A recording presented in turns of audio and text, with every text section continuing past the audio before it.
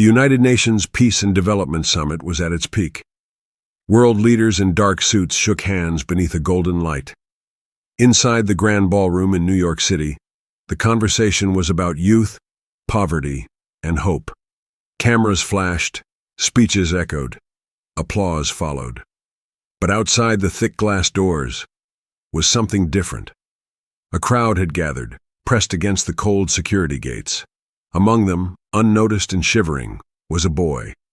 No shoes, torn shirt, face smudged with New York dust, maybe 10 years old. The boy held a piece of folded paper in both hands, tight, like it was life itself. Inside, Ibrahim Traoré had just finished speaking. He'd moved hearts, talking about feeding children, creating jobs, protecting dignity. As he stepped out to wave at the crowd, the boy, barefoot, began walking toward him slowly. Security noticed. They moved. The boy trembled. A man in a black suit reached to stop him. But Traoré did something unexpected. He raised his hand. Everyone froze. The boy took one more step, then another. He was crying. And the cameras, recording everything, zoomed in. No one, not even the president of France standing nearby, was ready for what would come next. Not even Traoré. The boy stood inches away from Traoré, shaking, so small, so fragile. His lips quivered. His knees looked like they could give out at any moment. Traoré knelt down. No words, just his hand on the boy's shoulder. The crowd silenced. The boy leaned forward and whispered something in Traoré's ear. At first, no one could hear. Then, a tear rolled down Traoré's face. Another. He turned to the cameras and, with his voice barely steady, said, "Repeat it, son. Let the world hear it." The boy, eyes soaked, looked at the sea of people. Then, in a shaking voice, he spoke into the microphone someone gently lowered to him. "I haven't eaten in 2 days. I sleep in the train station bathroom. But I saw you on TV, and I walked 9 miles. I want to be like you. I want to feed people. I want to protect kids. Like me." Gasps. Some people covered their mouths. Others sobbed. Influencers recording on Instagram Live began crying. A journalist from Germany dropped her notepad. Even President Lula of Brazil looked away, visibly emotional. In just 23 seconds, the whole world paused. The boy looked down again and handed Traoré the folded paper. The folded paper was thin, wrinkled, and dirty. It had been handled too much, like it had been written and rewritten, held during cold nights, maybe even slept on. Traoré slowly opened it. The boy whispered, "Please read it out loud." And so he did. The world listened. It was written in broken English, some words misspelled, but every sentence carried pain and hope. "My name is Kofi. I am 10. My mama is gone. My papa too. I want to be a helper. I want to stop children from crying. Please don't let me disappear like dust." Traoré's hands trembled. Behind him, diplomats, presidents, bodyguards, all stood in stunned silence. Then, without warning, Traoré did something that shook the internet. He pulled Kofi into a full embrace, not a political hug, a father's hug. Cameras clicked, live streams exploded, and hashtags began flooding the internet. Folded paper, boy and the president, Kofi. That night, the clip hit over 63 million views within 4 hours. But this was only the beginning, because what no one knew was that Kofi's story was deeper than anyone imagined, and his arrival wasn't just a coincidence. It was fate. Kofi was placed in a small room behind the summit building to rest. Traoré personally ordered that he be fed, clothed, and watched over gently. He even sent for warm socks. But who was this boy? Where did he come from? An aide tried to ask him questions, but Kofi just stared at the floor, silent. Until one moment, he lifted his head and said softly, "This city forgot me." The aide paused. "What do you mean?" Kofi blinked slowly. I was born here. My mom cleaned hotel rooms. One day she didn't come back. They said she overdosed. I waited at the subway for 3 days. No one came. He wasn't from a war-torn country. He was from right here, New York City. A child the system had somehow missed. An American boy, invisible in his own nation. By the time the room fell quiet again, Traoré had returned. He had heard it all. And in that moment, he said something soft but powerful. How can we speak of peace if we can't see the children beneath our feet? That line alone would be quoted by world leaders for the next 10 years. By the next morning, Kofi's story had become a global wildfire. His photo with Traoré was on the front page of every newspaper, the folded paper that melted iron hearts. But something unexpected happened. At the summit's second day, leaders from France, Canada, and Kenya all requested to meet Kofi. Not for politics, but because something had shifted in them. They saw their own failures. Some even requested copies of the paper. One president held it and cried. An American senator said publicly, "That boy did what 1,000 speeches couldn't. He showed us our mirror." Meanwhile, influencers began organizing donation drives. A popular rapper tweeted, "Kofi, wherever you are, I got your back. We're building your dream together." But while the world wept, Kofi stared quietly at a small screen showing the video of himself hugging Traoré. He watched it over and over again. And then he said, "People are crying. Why?" An aide answered, "Because you were honest." Kofi tilted his head, confused. Then, "Why don't more people listen to kids like me? We always tell the truth." The aide had no answer, and neither did the rest of the world. As security tightened around the summit, and Kofi was being watched over like a national treasure, something quietly unfolded outside the building. A man in a gray hoodie had arrived, unnoticed. He stood behind the barricades, not shouting, not moving, just staring. He was in his late 20s, worn shoes, tired eyes. One of the security guards spotted him and asked, "Can I help you?" The man just pointed at the massive screen showing replays of Traoré and Kofi. "I know that boy," he said. Security froze. "You know Kofi?" The man nodded. "I was with him, in the bathroom stalls.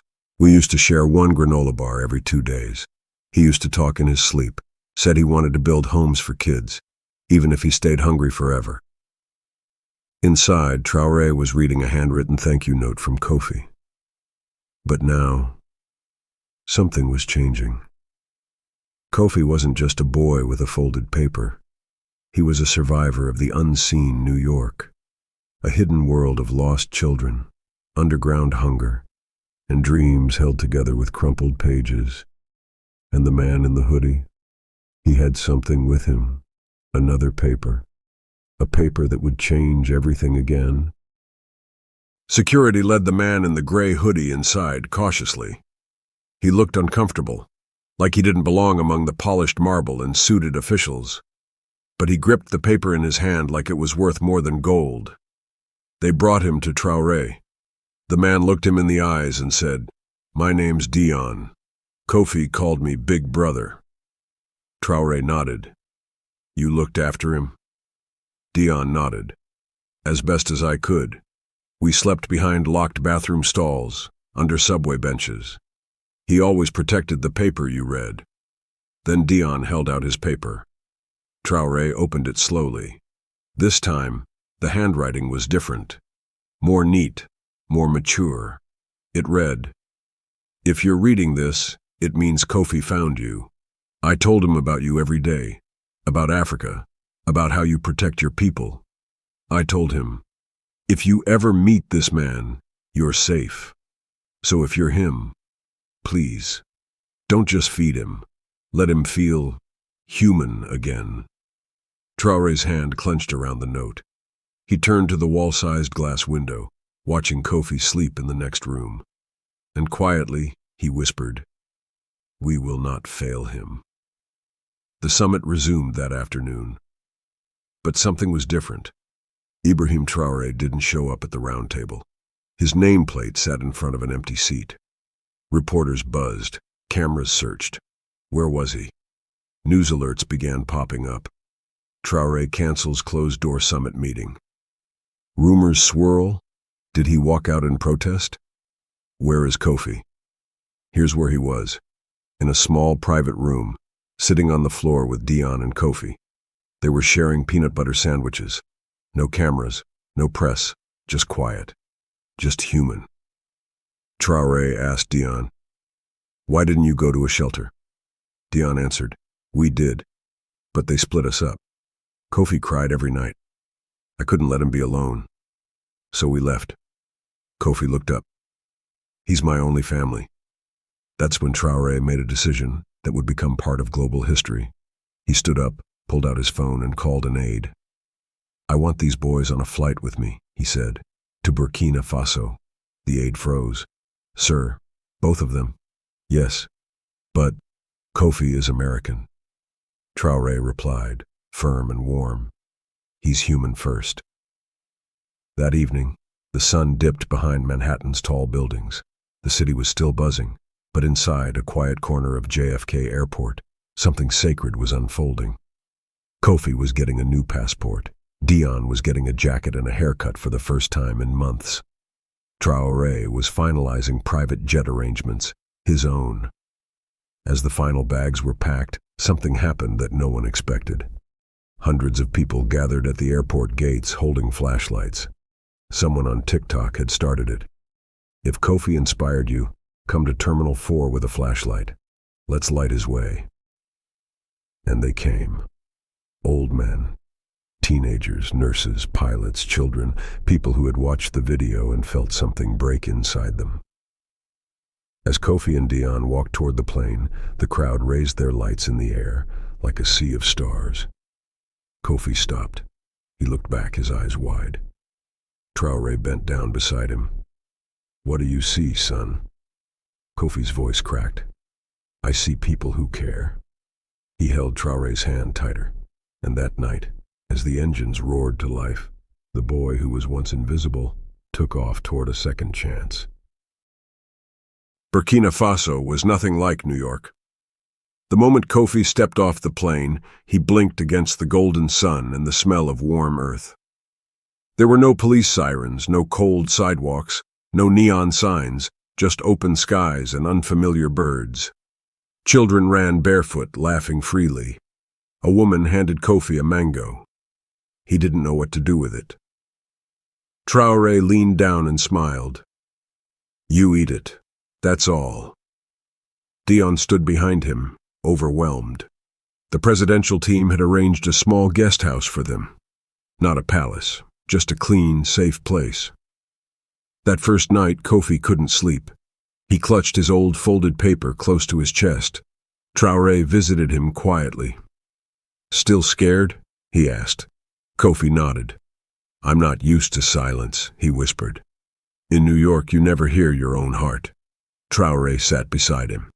"Then tonight, let's just listen to it." They sat there in silence. No speeches, no cameras. Only two humans, one recovering, one protecting. And far away, on American talk shows and news desks, hosts were crying live on air, saying, "I don't know what kind of leader Traoré is in politics, but he's the kind we need for our children." A week passed. Traoré took Kofi and Dion to a dusty plot of land, just outside Ouagadougou. There was nothing there, just red dirt, dry trees, and a lone white flag waving. Kofi asked, "What is this place?" Traoré looked at him and said, "Your dream. It starts here."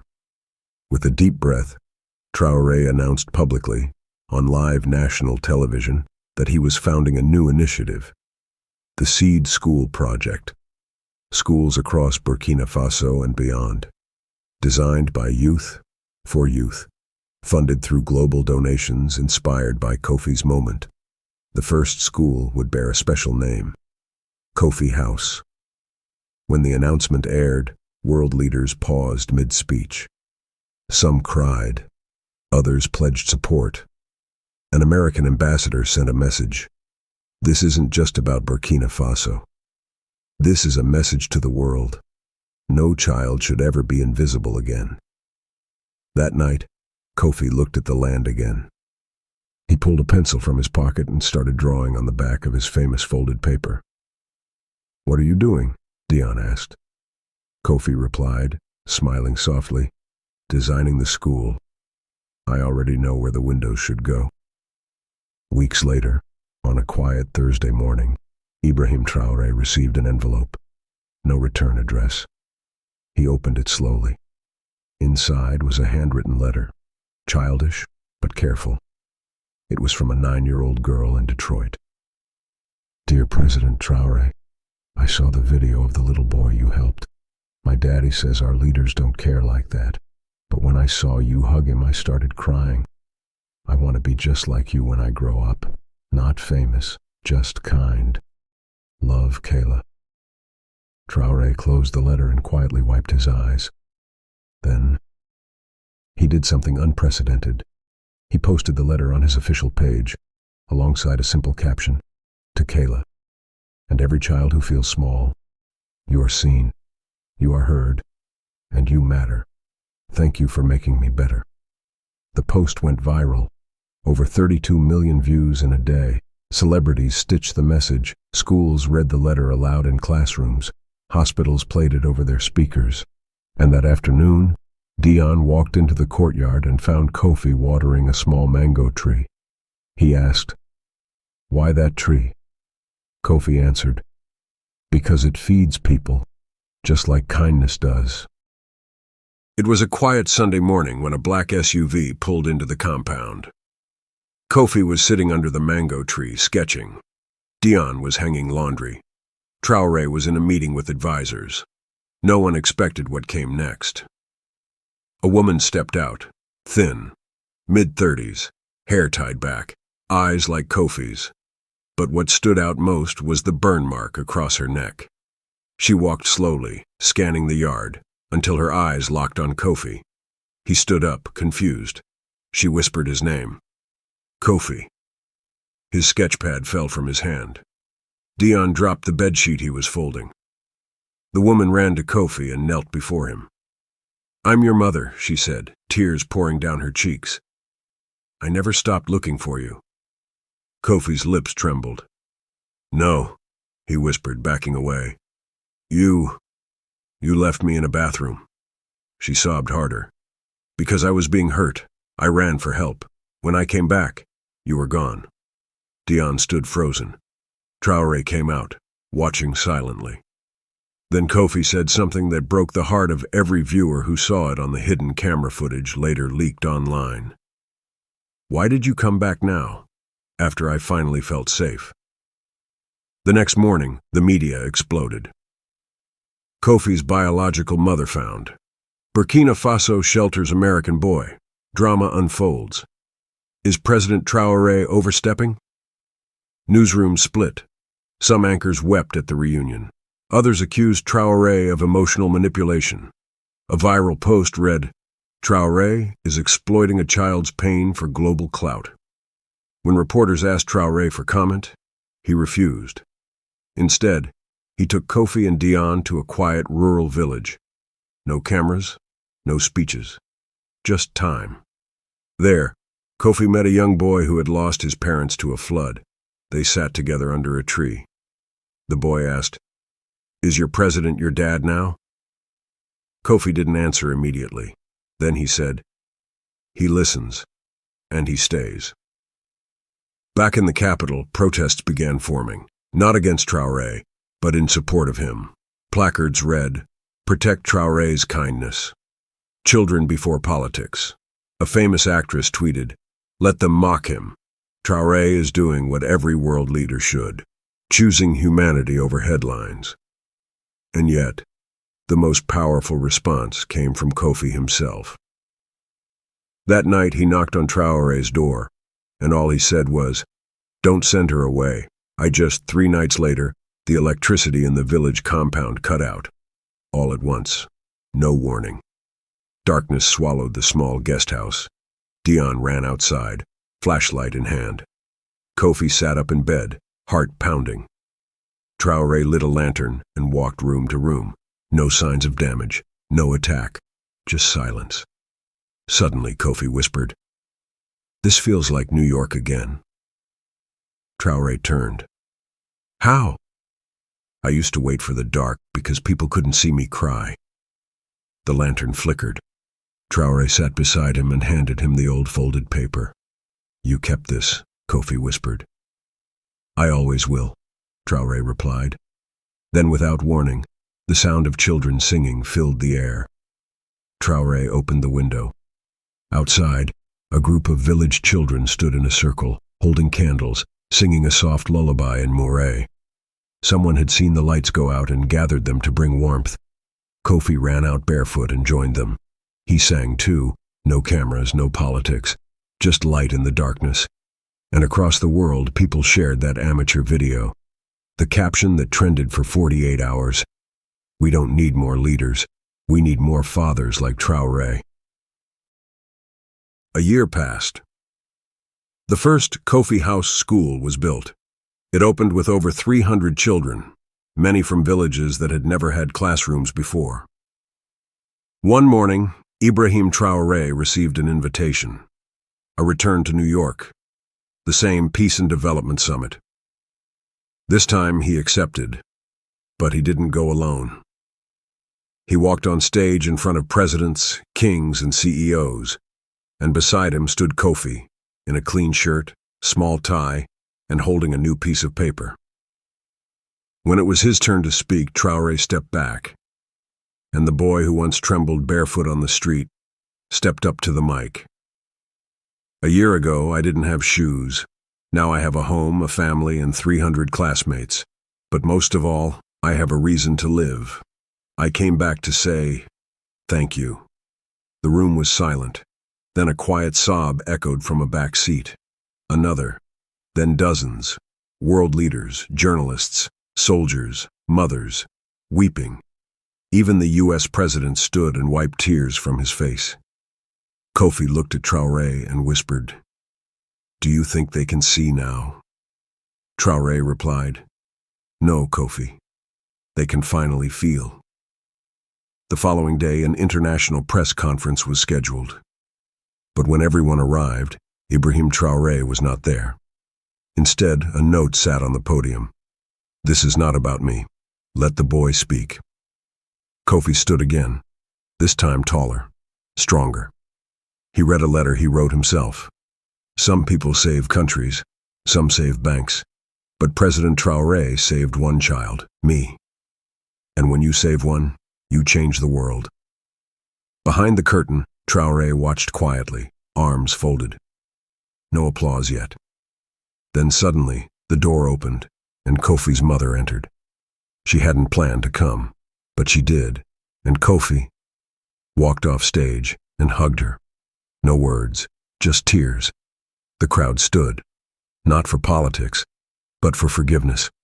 A reporter later said on live TV, "That was not a summit. It was a sermon." Traoré is the kind of leader history remembers. That night, Kofi sat with Traoré watching the stars from a rooftop. "Are you proud of me?" Kofi asked. "I always was," Traoré replied. Then Kofi asked something that made Traoré's eyes water. "Can I call you Baba?"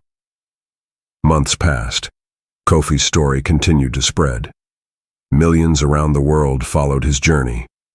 At the edge of the first Kofi House school, a single mango tree stood tall, the same one he planted with Dion.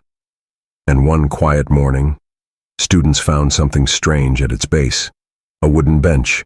Carved words on it read, "In memory of every child the world didn't see in time." And below it, "Kindness doesn't need permission." Ibrahim Traoré. That same week, Kofi received a letter. It wasn't from a president. It was from a 7-year-old boy in Palestine. "I watched you talk on the stage. We don't have much food, but now I believe I will grow up too."